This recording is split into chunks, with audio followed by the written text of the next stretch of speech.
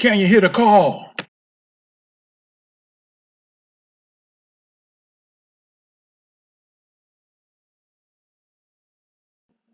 Can you hear the call?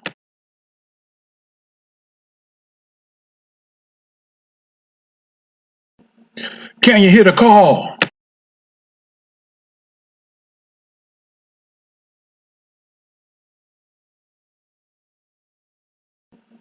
Can you hear the call?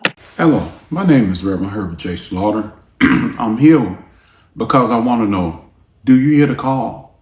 The call from God for the saints of God to stand in this season, in the midst of this environment where the atmosphere has been set for darkness, for evil. Do you hear the call for the real people, God, to stand? I must admit that as we go through our day-to-day lives, we deal with hatred. We deal with people who speak malice and speak cold-hearted. And there's reason that this is happening because there's a small member of our body that we cannot control called the tongue. In Proverbs 18 and 21, it says that the death and life are in the power of the tongue, and they that love it shall eat the fruit thereof. We do have power as we speak. Words do have value, and it can cut. I know the old saying, sticks and stone may break my bone, but words may never hurt me. Words do hurt. And as we who are the children of God speaks word, we must be mindful that we are called to be the light of the world, to be the one that draw unto Christ. But as we go through our days, we do not see this apparently in our days.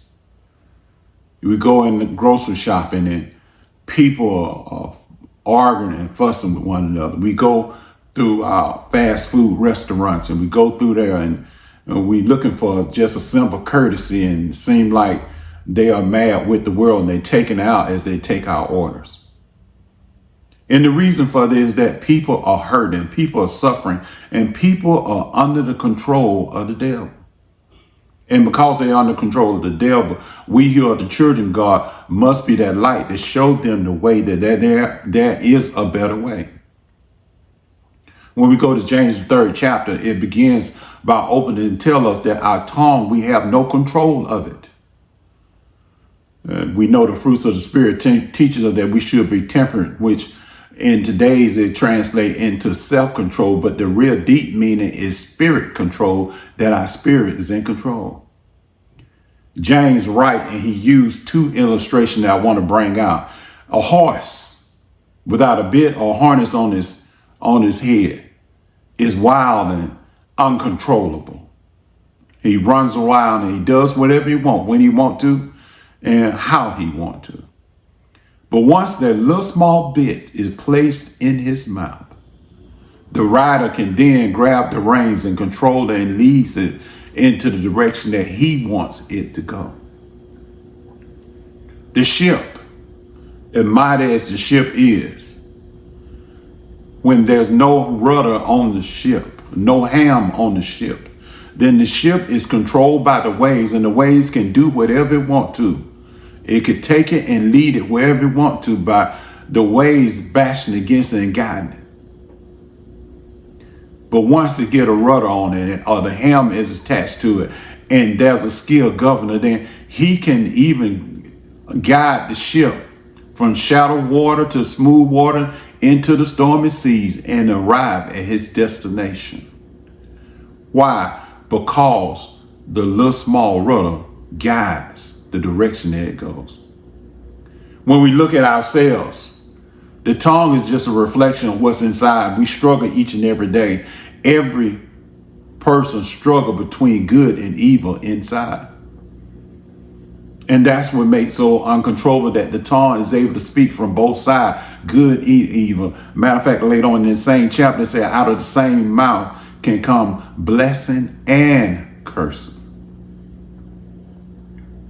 So as we go throughout our day, we have to allow God to take control of us.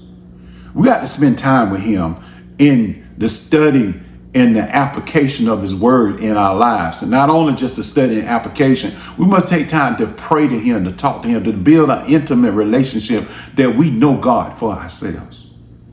Not only having an intimate relationship, we must take time to praise him because certainly he is worthy, but through praising God and not only lift him up, but also let us see exactly how we stand in the presence of God. When we recognize where we stand in God, then we know that we are victorious because as children of God, we can overcome every situation.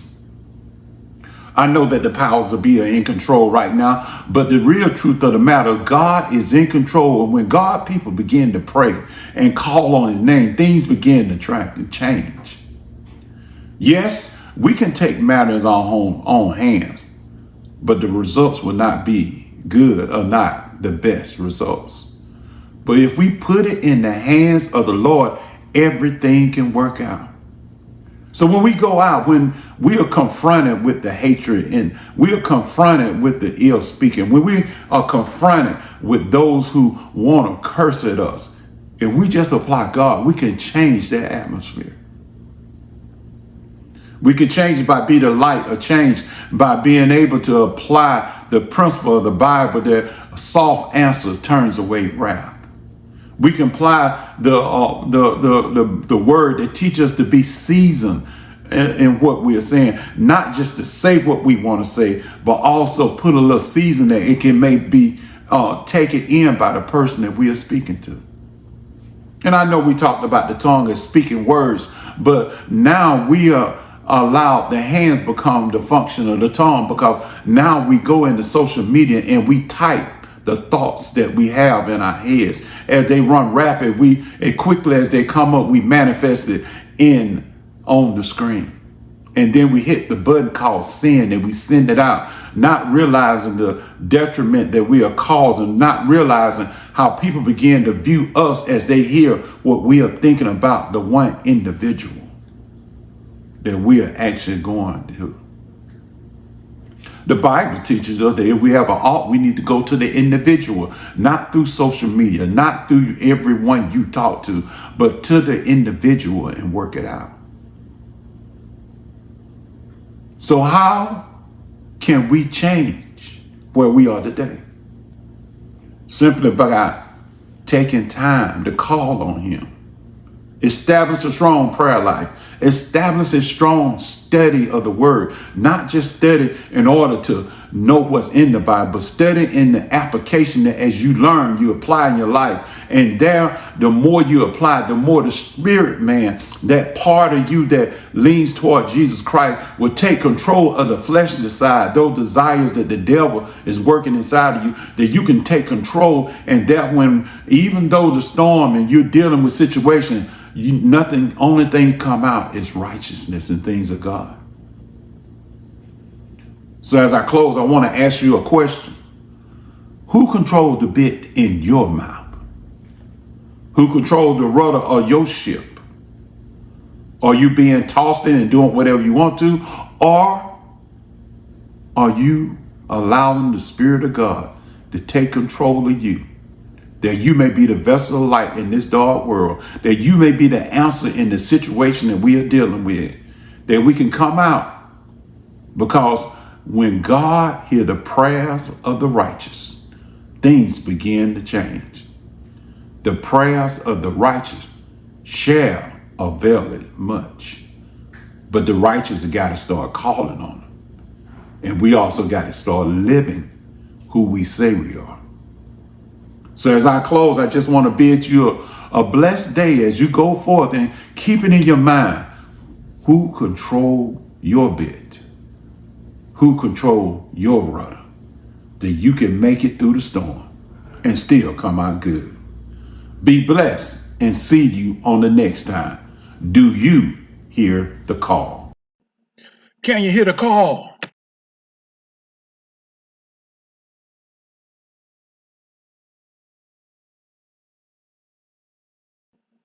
Can you hear the call?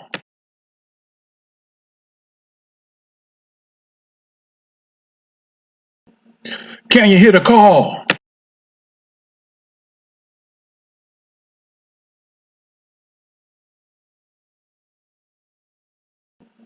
Can you hear the call?